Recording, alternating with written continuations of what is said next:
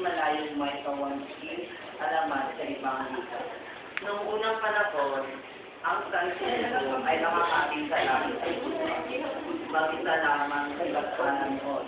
Minsan, matapos siyang umalat sa langit, naupo siya sa kanyang lunglupan at tumangay sa lupa. Wala siyang nakalaroon, kundi tubig at makatagal. Wala siyang naisip tubig, kundi lumibot at magpahinga pagkatapos.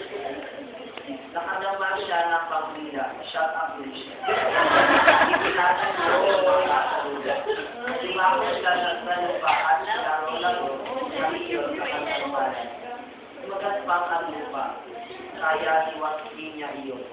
Naisip niya upang maging masalusan na laruin ang lupa, kailangan maging malambot iyon. Kaya sinatulong niya ang tubig buhat sa lupa. Ulan, ulan, sigaw ni Banana. Doon nga bumagsak ang unang ulan sa lupa. Makaraan ng ilang sandali, inatigil ni Banana ang ulan. Saka siya lumapot muli ng lupa. Malambot na nga iiyak, masarap na sa kanyang pandama. Ang pinaglaruan niyang malambot sa lupa ay tinatawag niyang loud pangla. Maya,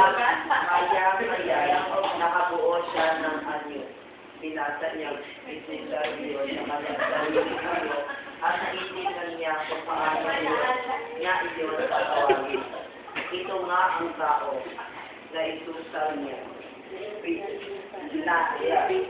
Naisusan niya. Sinabihan di ba pala ang binuo niya sa dalawang kalat. At bungan yun.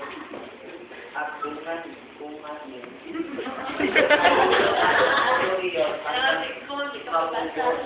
Pulong gawin. Dahil sa kalambutan ng luwal, isang bahagi na saan ang napagdapit sa isang sanayang tao. Iyon ang tinatawag na Luzon nila. Noon din, ang ibasala, sabi niya, siya sa mga paninirahan sa pinusahon. Ginawa ng machine, at sanay na tatawagin ng tao.